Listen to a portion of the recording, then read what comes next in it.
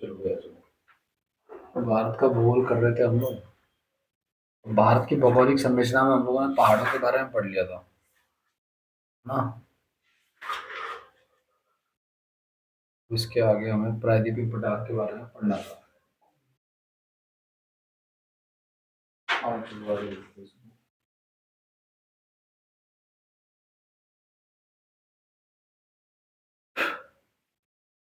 जी। देखो, प्रायद्वीपीय पठार के बारे में पहला पॉइंट लिखो।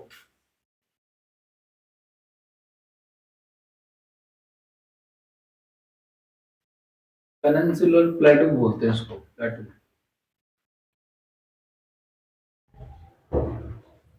प्लेटू बोलते हैं इसको, ठीक है। पहला पॉइंट लिखो आप लोग इसमें। ये जो था ये गोंडवाना लैंड का पार्ट था, ठीक है। यह गोंडवाना लैंड का भाग है। गोंडवाना लैंड का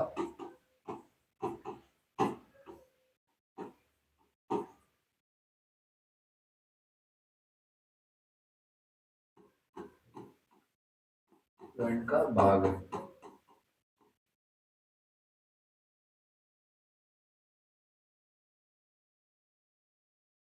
ठीक है। भारत जितना पुराना है ना उतना ही पुराना ये भी है, मतलब कि काफी पुराना है ये, ठीक है। यह भारतीय उपमहाद्वीप का यह भारतीय उपमहाद्वीप का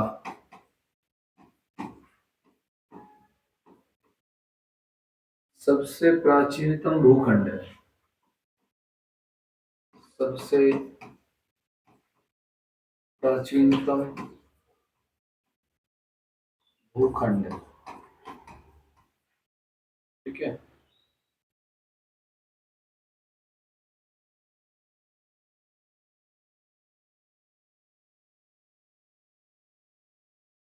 ठीक है। और ये किस शेप में फैला हुआ है? त्रिभुजाकार आकृति में फैला हुआ है। यह त्रिभुजाकार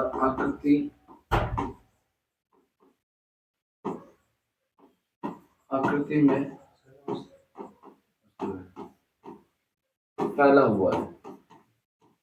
तो शेप जो है वो कैसा है? ट्रायंगुलर शेप का ही, ठीक है।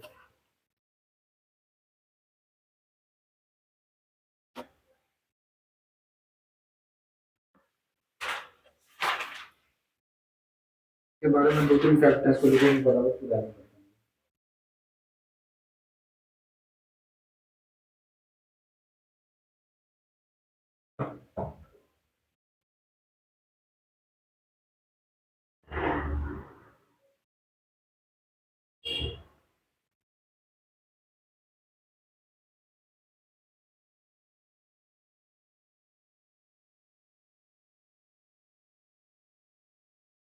क्या?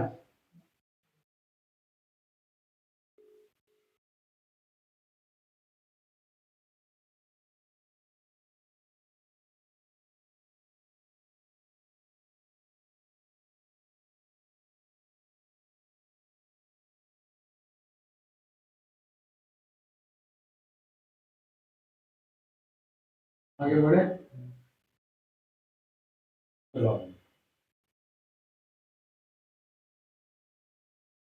अब बात आती है कि पठारों का निर्माण होता कैसे है, ठीक है ना।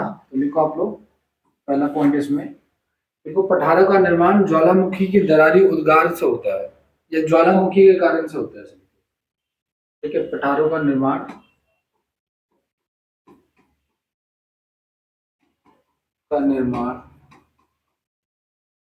ज्वालामुखी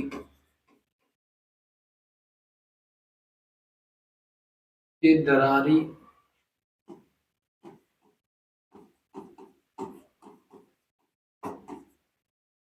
उद्गार के कारण होता है।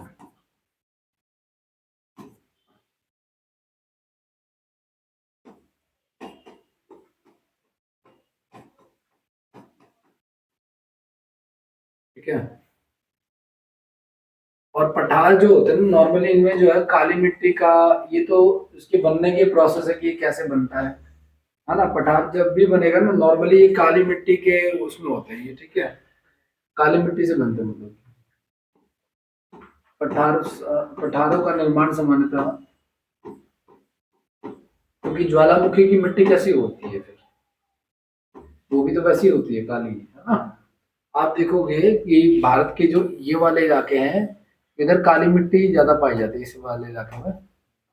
ठीक है, कपास की खेती भी ज्यादा होती है इधर, क्योंकि कपास की खेती के लिए काली मिट्टी आवश्यक है। इसके अलावा मौसम भी आवश्यक है। ऐसे तो काली मिट्टी तो झारखंड में भी है, लेकिन वहाँ कपास की खेती नहीं होती है। ठीक है, तो पठारों का निर्माण जो है वो काली मिट्टी से होता है। काली मिट्टी लैटराइट को ही कहते हैं, काली मिट्टी से।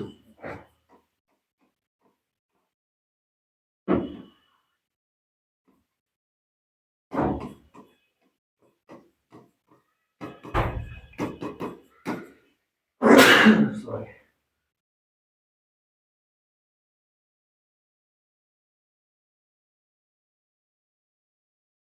आगे बढ़े।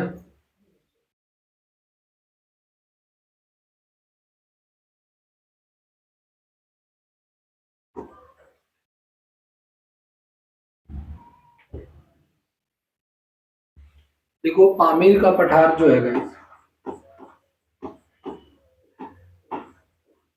पामीर का पठार, है ना, पामीर प्लेटू।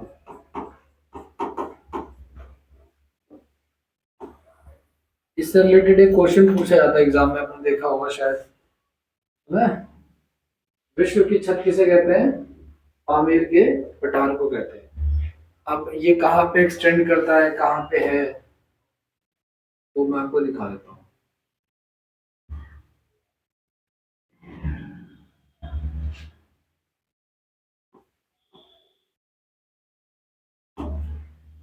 चलो यही देखो।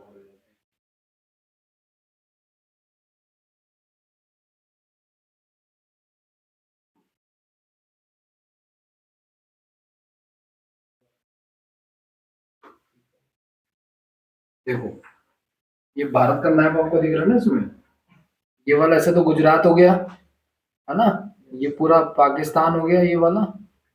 अब आगे ऊपर वो जा रहा है अपना मतलब कि कश्मीर वगैरह, तो यहाँ पे दिख रहा होगा आपको, कहाँ गया ये वाला, ये वाला देखो यहाँ पे लिखा हुआ पामीर का पठार। ठीक है ना, ये वाला ऊपर की साइड है सर, ऊपर की साइड है, जम्मू कश्मीर से ऊपर की साइड है ना। और इसके स्टार्टिंग में यहाँ पे क्या है, हिंदू कुश पर्वत श्रेणियां हैं। ठीक है, अब आगे की बात, तो पामीर का पठार जो है वो विश्व की सबसे ऊंची पठार है। ठीक है ना, पामीर का पठार विश्व का सबसे ऊंचा पठार है, विश्व का सबसे ऊंचा पठार है, ऊंचा पठार है, पहली बात। ठीक है, और इसीलिए इसको क्या कहते हैं, विश्व की छत, इसलिए इसे, लिख रहा हूँ विजिबल है, दिखाई दे रहा है, इसलिए इसे विश्व की छत कहते हैं, विश्व की छत कहते हैं।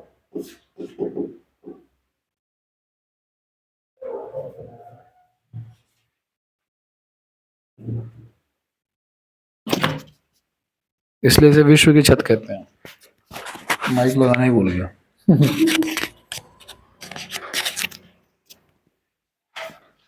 मुझे लगा रिकॉर्ड होगा सब।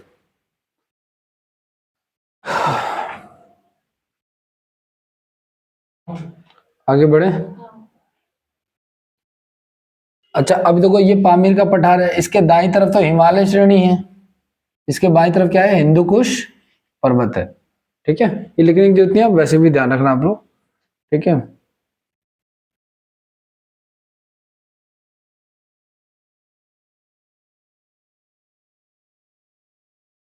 नेक्स्ट लिखो। अच्छा देखो हमने भारत को ना, भारत को हमने बांटा था अलग अलग, उसमें क्या नाम है, 4 हिस्सों में बांटा था।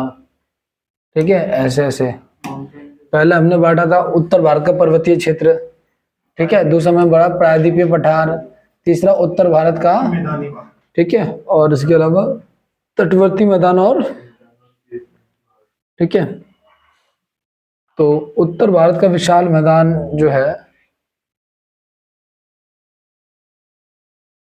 उसको करते हैं हम लोग।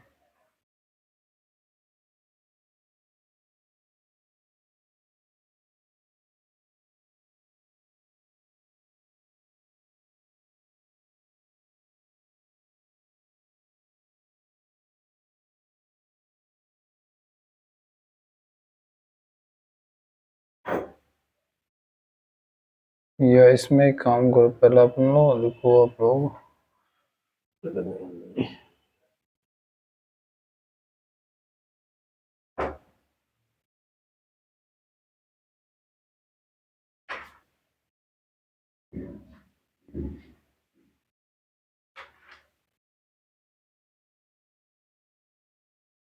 नेक्स्ट हेडिंग लिखो आप लोग ये मत लिखो। नेक्स्ट नहीं, नेक्स्ट हेडिंग लिखो आप लोग प्रायद्वीपीय भारत के पर्वतीय प्रदेश। प्रायद्वीपीय भारत के पर्वतीय प्रदेश।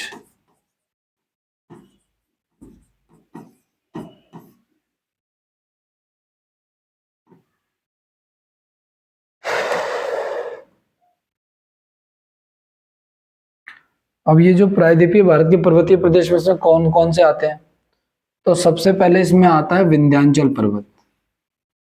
सबसे पहले इसमें आता है विंध्याचल पर्वत।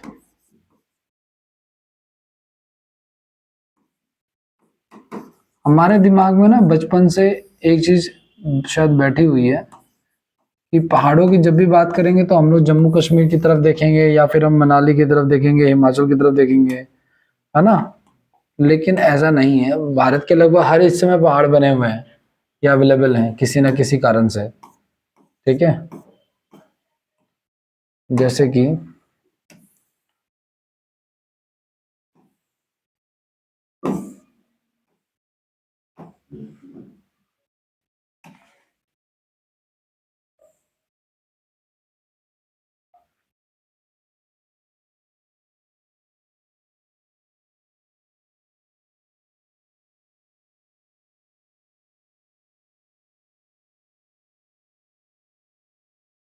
इससे तेजी से ज्यादा तो मैप कोई बना ही नहीं सकता, है ना। दूसरी बात ये, मैं ये आपको ये कह रहा था कि हमें जनरली लगता है कि जब हम आपसे पूछे कि भाई पहाड़ कहाँ पे है भारत में, तो भाई ध्यान रखना है इधर तो सारा का सारा क्या है, हिमालय की श्रेणियां हैं जो शुरू से लेकर एंड तक फैली हुई है। हम कर चुके इसके बारे में, ट्रांस हिमालय, मध्य हिमालय, शिवालिक, है ना। इधर आपकी अरावली की पहाड़ियां हैं जो दिल्ली तक आ रही हैं। ठीक है, इधर आपकी नीलगिरी की पहाड़ियां हैं। ठीक है, बीच में आपकी विंध्याचल की पहाड़ियां हैं और सतपुड़ा की पहाड़ियां हैं। ठीक है, इधर भी बहुत सारी पहाड़ हैं। तो भारत में शायद ही ऐसा कोई हिस्सा होगा जहां पे पहाड़ ना हो। लगभग लगभग बीच वाला इस कुछ थोड़े बहुत इलाके को छोड़ करके जो यूपी के आसपास के इलाका, इसी को हम लोग मैदान कहते हैं, ना। मैदान का मतलब हो गया जो प्लेन भाग होता है वो वाला। ठीक है, तो विंध्याचल की अगर हम बात करें, विंध्याचल पर्वत आप लोग, इसकी शुरुआत जो थी, ये जो विंध्याचल श्रेणी है इसकी शुरुआत गुजरात से हो जाती है, मतलब ये गुजरात से एक्सटेंड होता है यहाँ से। ठीक है, तो इसमें पहला पॉइंट लिखिए आप लोग, इसकी शुरुआत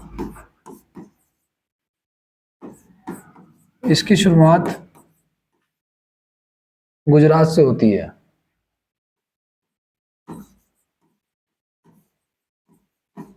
गुजरात से होती है, परंतु इसका विस्तार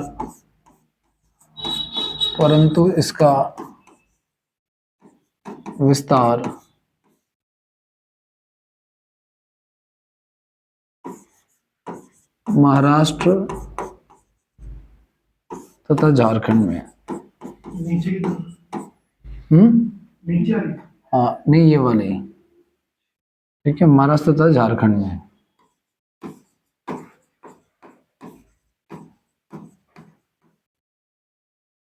ठीक है, इसमें ना 4 पहाड़ियों की श्रृंखला आती है इसमें।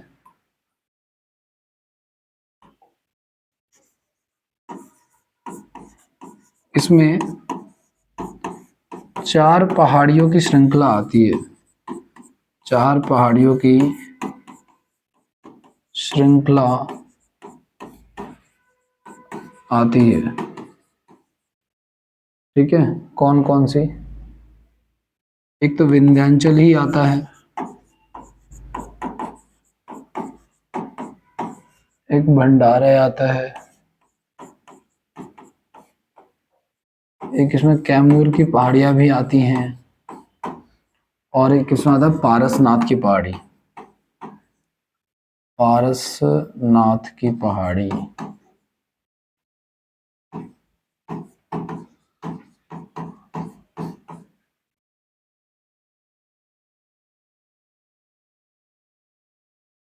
अच्छा, ये भारत के बीचों बीच में है, तो भारत को ना दो हिस्सों में बांटती है एक तरह से कह लो आप, ठीक है। नॉर्थ इंडिया और साउथ इंडिया बराबर दो हिस्सों में बांटती है, ठीक है, इतना मालूम।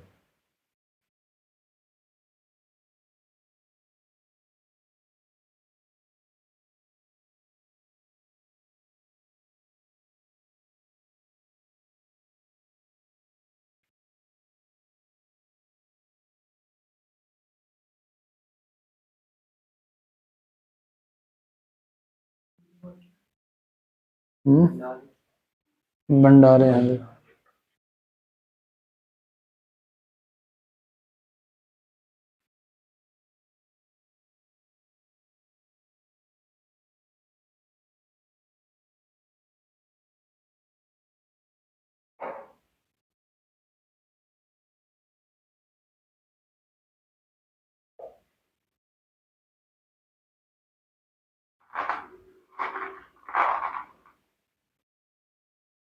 ओके डन, आगे बढ़े।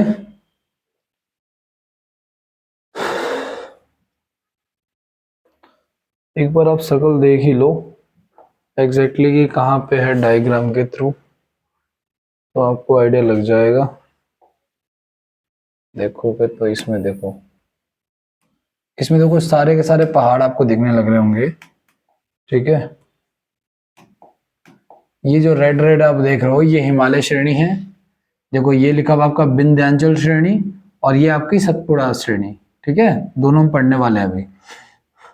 इसके अलावा देखो ये अरावली श्रेणी है जो मैं कह रहा था, यहाँ पे पश्चिमी घाट है, ये भी पूरा पहाड़ों से भरा हुआ है, ये आपका पूर्वी घाट है, ये भी पूरा पहाड़ों से भरा हुआ है। ये हमने कल क्लास में, लास्ट क्लास में पढ़ा था, जब हमने पढ़ा था ना गारो खासी जयंतिया के बारे में, है ना। यहाँ पे तीन पहाड़ बने हुए मेघालय के साथ सीमा बनाते हैं, वो सब कुछ। जो पठार वाला जो इलाका है गाइस, तो जो हमने पठार पढ़ा, एक तो ये दक्कन का पठार है, छोटा नागपुर पठार है। ये जो छोटा नागपुर पठार है ये मैं समझना कि नागपुर में है, ये झारखंड में है, ठीक है। तो ये सारी चीजें हमें पढ़नी है। एक तो हमने विंध्याचल के बारे में पढ़ा, एक हमें पढ़ना है सतपुड़ा के बारे में।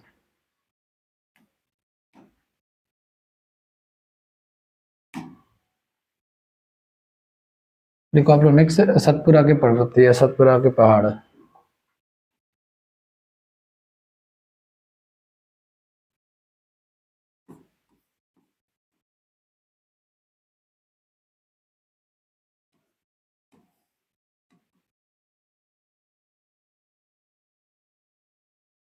ये मध्य प्रदेश से लेकर छत्तीसगढ़ तक फैला हुआ है।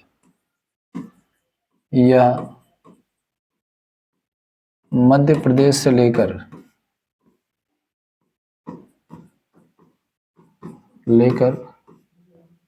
छत्तीसगढ़ तक फैला है।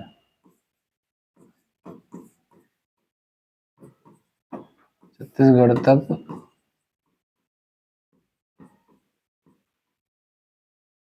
फैला है, ठीक है।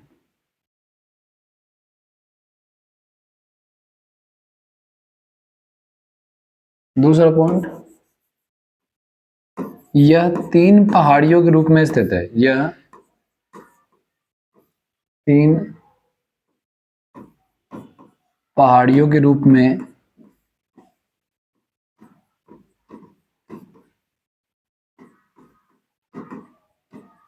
स्थित है।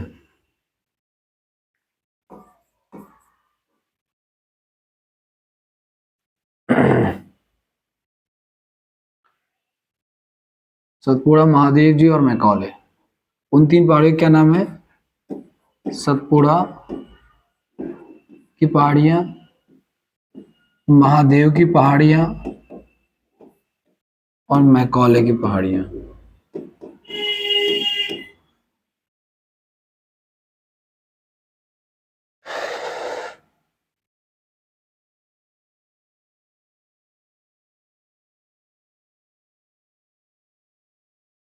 नेक्स्ट पॉइंट और क्या है, ये जो महादेव की पहाड़ी है इसकी सबसे ऊंची चोटी जो है वो धूपगढ़ है।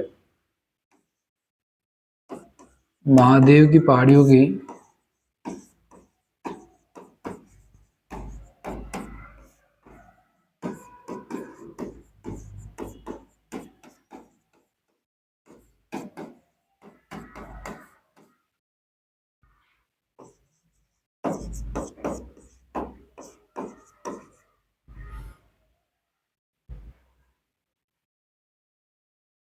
पंचमढ़ी हिल जो है ना, एक तरह का मतलब हिल स्टेशन है, वो यहीं पे पाया जाता है। स्वास्थ्यवर्धक स्थल समझ दो आप लोग, मतलब वहाँ पे हीलिंग स्टेशन है, आप जाओगे आपकी तबीयत अच्छी हो जाएगी, ऐसा सब कुछ फ्रेश फ्रेश है। उसका नाम हिल है क्या सर? नहीं, हिल का मतलब तो पहाड़ी होता है इंग्लिश मतलब पंजाबी होते हैं सारे लोग। में, वो हिल अलग होता है दोस्त। एक होता है हिल जो आप कह रहे हो ना, और जो पहाड़ वाला हिल है वो ये वाला है। पापा और पापी में थोड़ा अंतर तो होना चाहिए। नेक्स्ट लिखा हुआ है मैकॉले की पहाड़ियों की सबसे ऊंची चोटी। मैकॉले की पहाड़ियों की सबसे ऊंची चोटी, सबसे ऊंची चोटी अमरकंटक है। इस अमरकंटक से बहुत सारी नदियां निकलती हैं,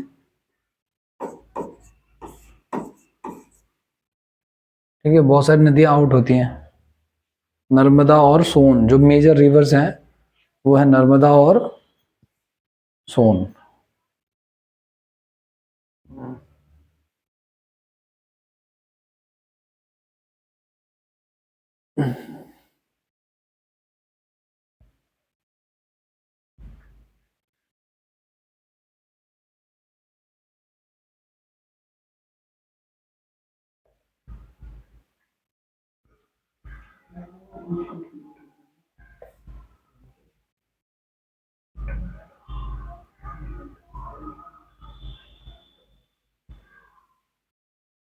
आगे बढ़े।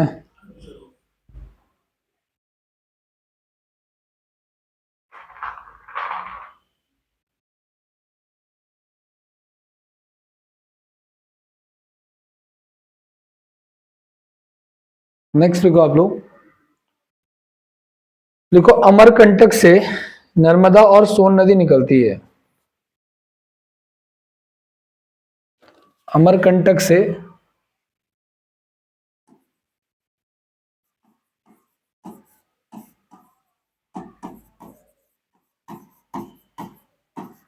नर्मदा और सोन नदी निकलती है।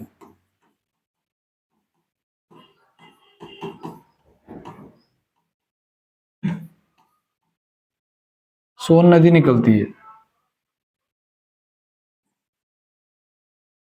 नहीं है।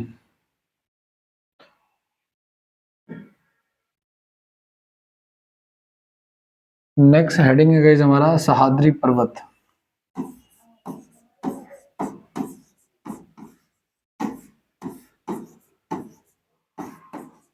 पर्वत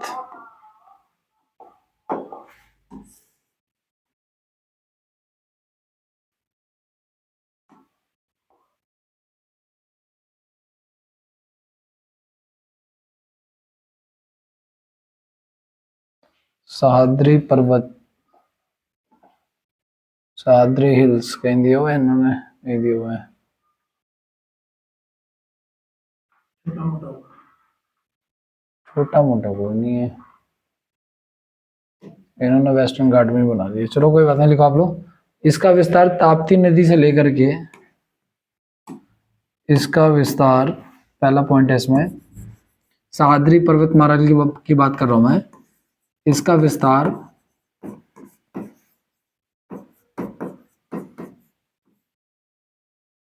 ताप्ती नदी से लेकर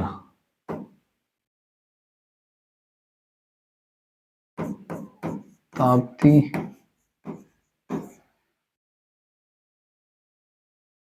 ताप्ती नदी से केरल में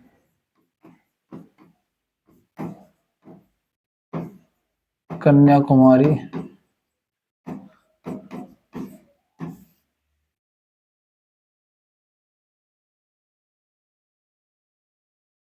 तक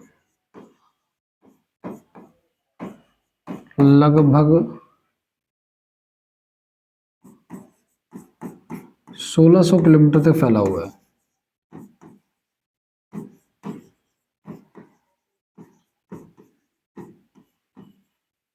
फैला हुआ है।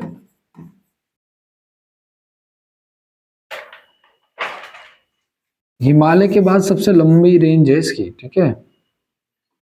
यह हिमालय के बाद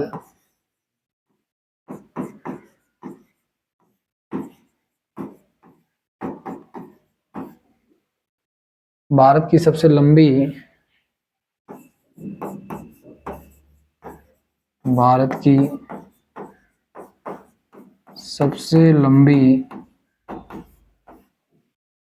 पर्वत श्रृंखला है।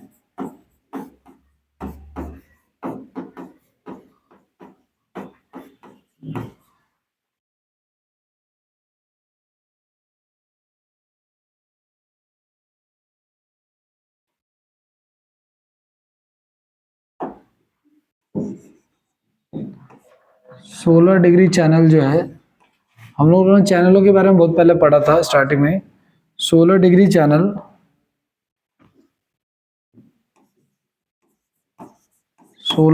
चैनल इसे दो भागों में बांटता है।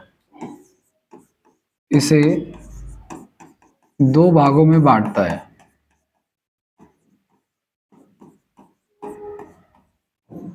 ठीक है।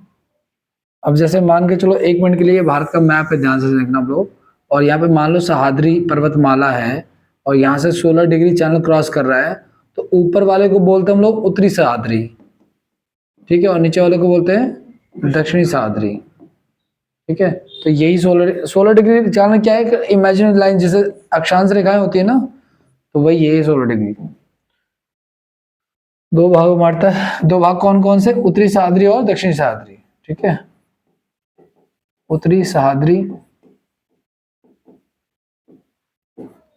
और दक्षिणी सह्याद्री।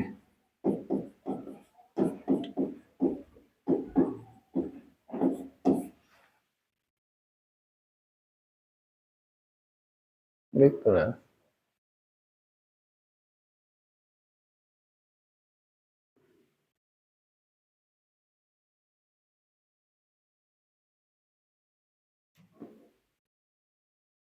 आगे बढ़े।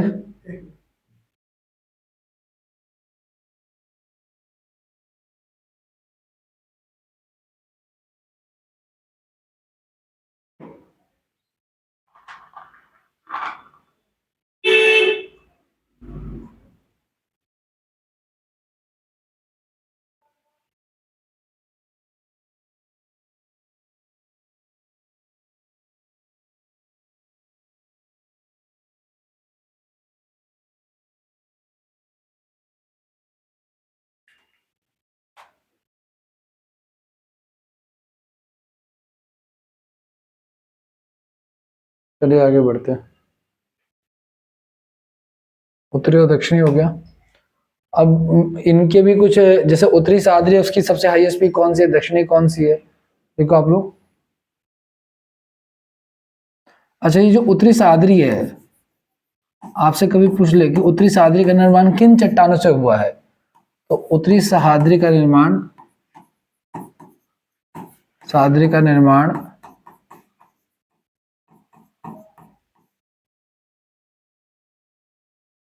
बेसॉल्ट लावे से हुआ है। बेसॉल्ट लावे से हुआ है। लावा क्या होता है, ज्वालामुखी का जो होता है ना, उसी को तो कहते हैं, है ना। इसकी हाँ क्या, बेसाल्ट लावा उसका कंप्लीट नाम ही है, ठीक है ना। अगला, इसकी सबसे ऊंची चोटी किसकी? उत्तरी सह्याद्री की, ठीक है ना। इसकी सबसे ऊंची चोटी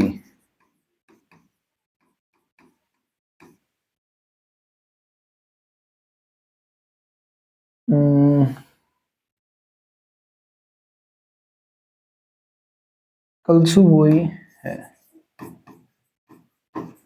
कलसुबोई।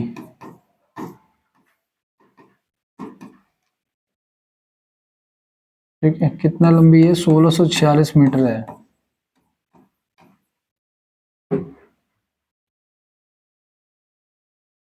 और दक्षिणी सह्याद्री का निर्माण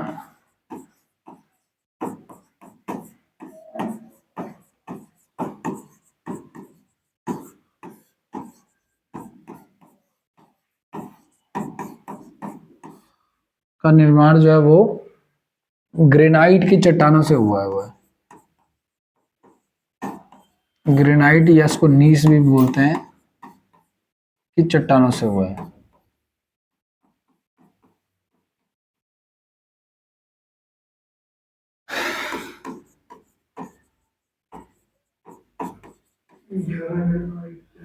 ग्रेनाइट, ग्रेनाइट क्या है? पत्थर मार्केट में भाजी, पत्थर मार्केट में जाते हो ना आप कभी, तो बड़े बड़े जो वाइट वाइट के बड़े बड़े स्लैब रखे होते हैं पत्थरों के, टाइल्स की बात नहीं कर रहा मैं।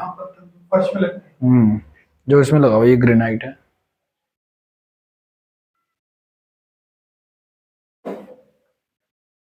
ठीक है, और इसकी सबसे ऊंची चोटी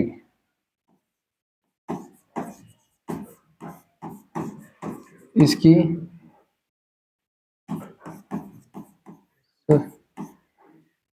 टेढ़ा हो गया।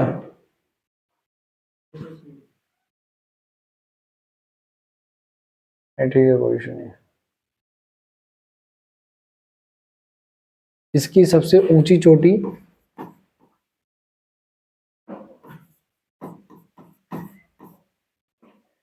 कुंद्रेमुख है। कुंद्रेमुख लगभग 1892 मीटर।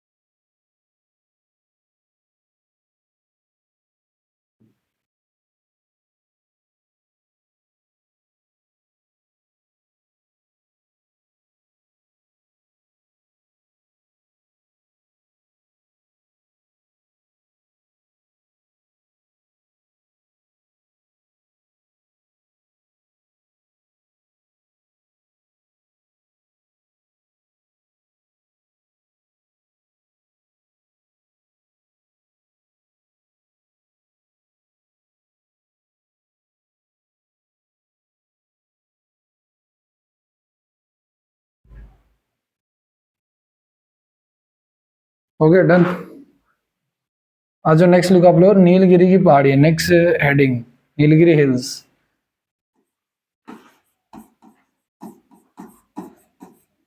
नीलगिरी की पहाड़ियां।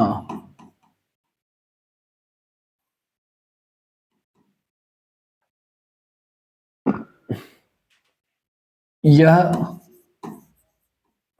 कर्नाटक में फैली हुई है, केरल में और तमिलनाडु में। कर्नाटक, केरल और तमिलनाडु में फैली है।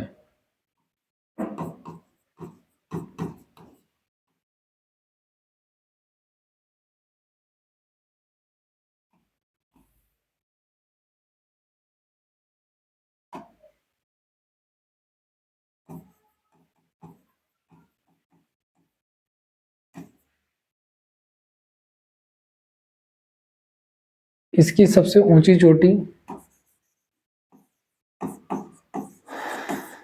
इसकी सबसे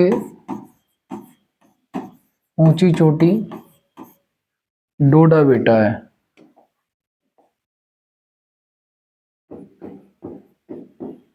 डोडा बेटा, ठीक है। और अप्रोक्सीमेटली 2637 मीटर की है ये, ठीक है। और ये प्रायद्वीपीय भारत की दूसरी, प्रायद्वीपीय भारत मतलब समझ रहे हो आप लोग, नीचे वाला हिस्सा, तो ये नीलगिरी हिल से मान के चलो, तो उसकी सबसे ऊंची चोटी कौन सी है? डोडा बेटा है। और ये इस साउथ इंडिया की ना दूसरी सबसे सेकंड हाईएस्ट पीक है ये, पहली अभी आएगी, ठीक है। यह दक्षिण भारत की, हाँ, यह प्रायद्वीपीय भारत लिख लेना, प्रायद्वीपीय भारत की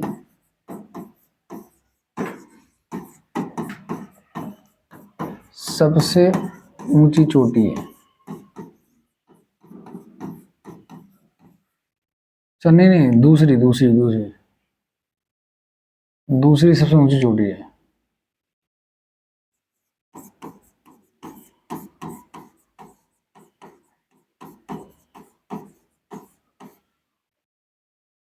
ठीक है।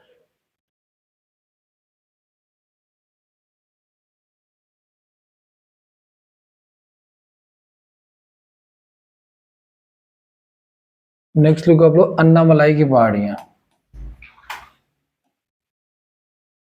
ये जो डायग्राम हमने किया था ना, ये वाला, ये वाला, इसमें है देखो, ये वाला है अन्नामलाई की पहाड़ी यहाँ पे, और ये आपका नीलगिरी हिल्स, ठीक है।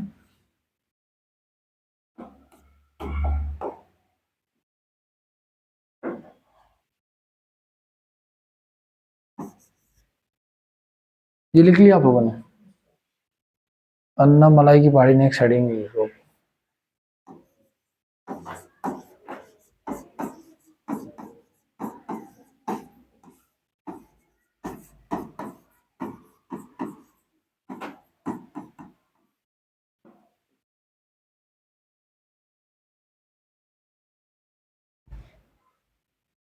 ठीक है। इसकी सबसे ऊंची चोटी जो है गाइस, लिखो आप लोग, इसकी सबसे ऊंची चोटी, सबसे ऊंची चोटी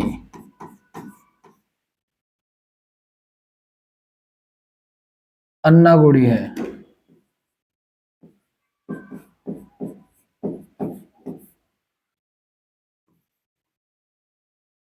ठीक है।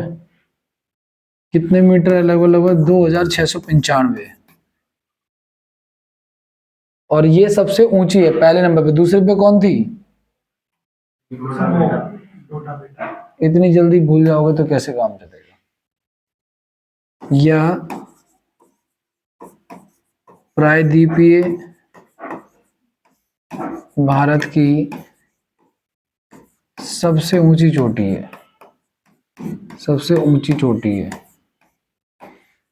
तो आपसे यूं पूछ लिया जाए कि प्रायद्वीपीय भारत की सबसे ऊंची चोटी किन किन किस माउंटेन रेंज में है, तो अन्नामलाई की पहाड़ियों में स्थित है, ठीक है।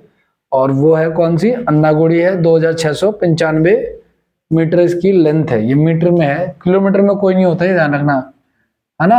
आपको पता है हिमालय की लंबाई भी कितनी है? 8850। कहीं कहीं आपको 48 में मिल जाएगा, कहीं कहीं 50 भी मिल जाएगा। अब तो मैक्सिमम बुक्स में आपको 50 ही देखने को मिलता है।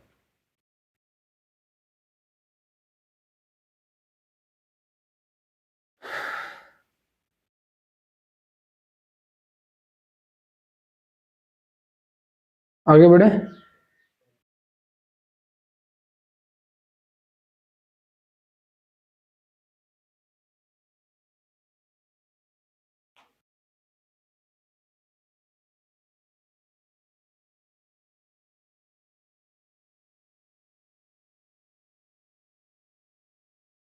नेक्स्ट को आप लोग उत्तर भारत का विशाल मैदान, ठीक है। उत्तर भारत का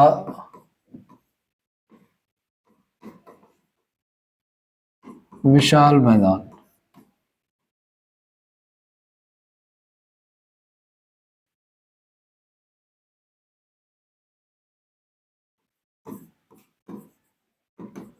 the plains of northern India.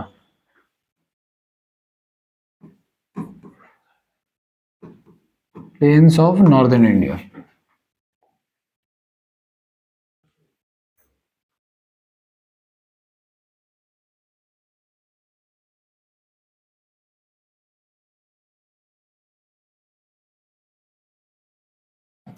देखो यह सिंधु नदी से लेकर के,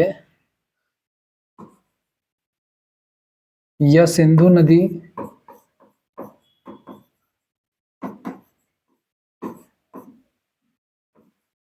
से लेकर ब्रह्मपुत्र नदी तक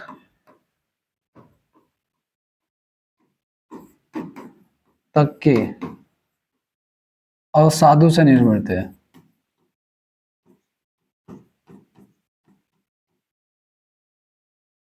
अवसादों से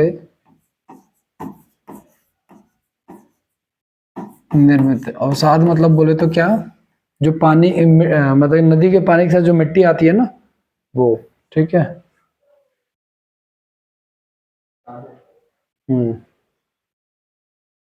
डेल्टा बनाती है। नहीं, अवसाद का मतलब था नदियों द्वारा आया गया, मतलब कि मिट्टी जमाव, ये सब।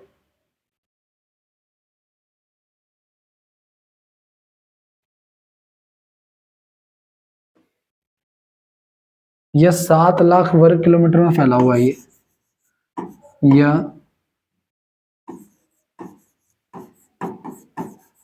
7 लाख वर्ग किलोमीटर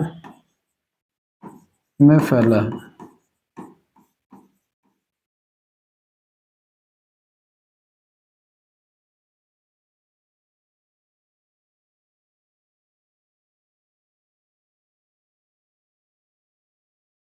यह मैदान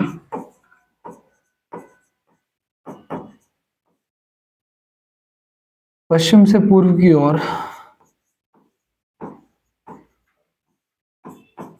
पश्चिम से पूर्व की ओर संकरा होता जाता है।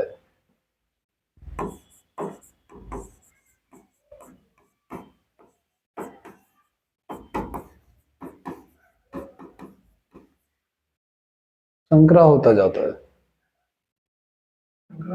छोटा। छोटा। शॉर्ट हो जाना, जगह कम हो जाना।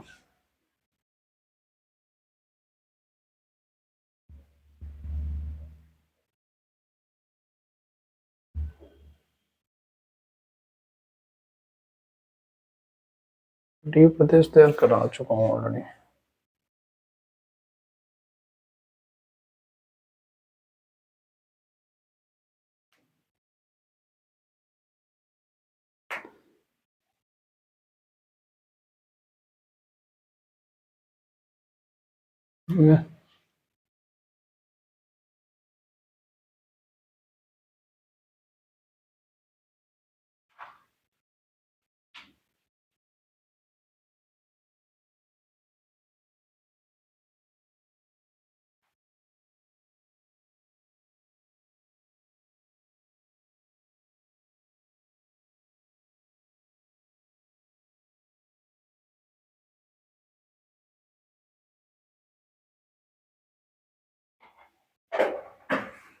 नेक्स्ट लिखो आप लोग, पश्चिमी थार या मरुस्थल।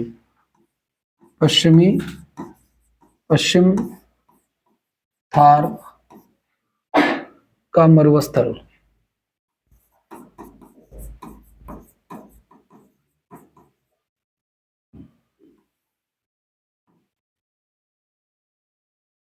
एक बात मैंने शायद आपको मरुस्थल को लेकर के पहले भी बताई थी, 25 नहीं 20, है ना। 20 डिग्री सेंटीमीटर से कम बारिश होने पर क्या कहलाता है, मरुस्थल कहलाता है। 20 सेंटीमीटर कम वर्षा वाले क्षेत्र को,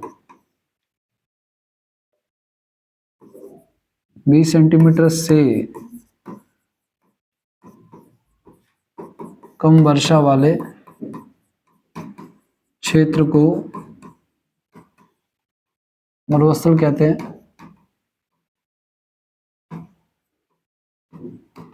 है ना। और ये दो हिस्सों में बटा हुआ है, ठीक है। मरुस्थल किस में बटा हुआ है? मरुस्थल दो हिस्सों में बटा हुआ है आपका। एक तो आपका है शीत मरुस्थल और दूसरा है आपका गर्म मरुस्थल, ठीक है। अच्छा, भारत का अगर हम रेत की गर्म की बात करें तो इसका इसका एग्जांपल ले हो सकता है। ठंडे वाले का एग्जांपल क्या हो सकता है? लेह लद्दाख। और गर्म वाले का एग्जांपल हो सकता है थार मरुस्थल। थार भारत में है, ठीक है ना।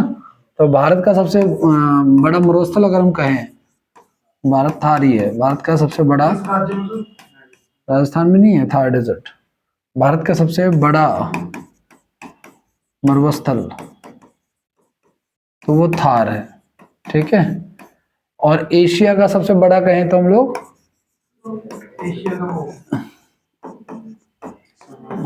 एशिया का सबसे बड़ा मरुस्थल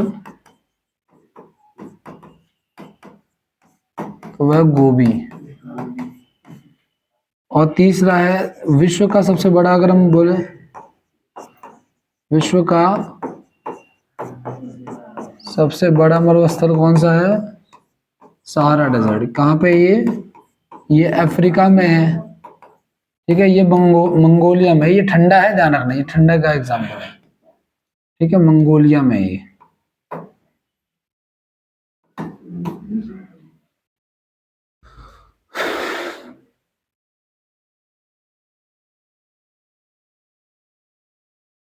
गोभी गर्म है सर? गोभी गोभी ठंडा मरुस्थल है, बाकी सब गर्म है। सहारा भी गर्म मरुस्थल है। और क्या नाम है,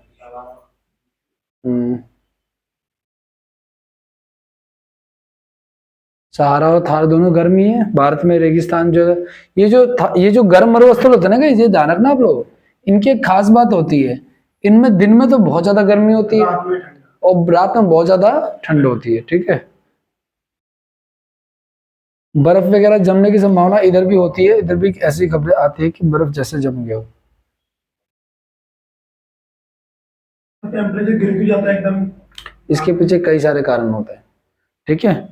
सूर्य से आने वाली जितनी भी किरणें हैं ना, वो पृथ्वी उसको ऑब्जर्व करती है और धीरे धीरे जब सनसेट हो जाता है, उसका धीरे धीरे उसको रिफ्लेक्ट करती है। तो यही कारण होता है कि सुबह तक होते होते में चादर की जरूरत पड़ती है ओढ़ने की। कुछ लोग तो ओढ़ के आ भी जाते हैं क्लास में, ठीक है। ये चीज है। लेकिन यहाँ पे ना, इस वाले जहाँ पे रेत भुरभुरी होती है, वहां पे ये रेत गर्म भी जल्दी होती है, रेत ठंडी भी जल्दी हो जाती है। नेक्स्ट लिखो आप लोग हेडिंग, इसको नेक्स्ट क्लास में करेंगे हम लोग, वायुमंडलीय दाब और पवने।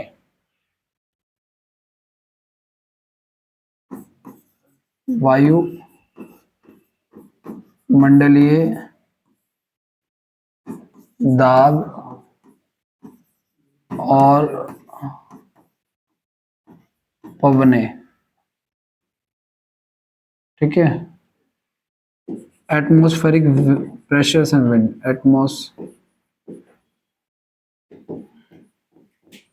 Pressure and winds. इसको नेक्स्ट क्लास में करेंगे हम, ठीक है। इतना ध्यान रखो।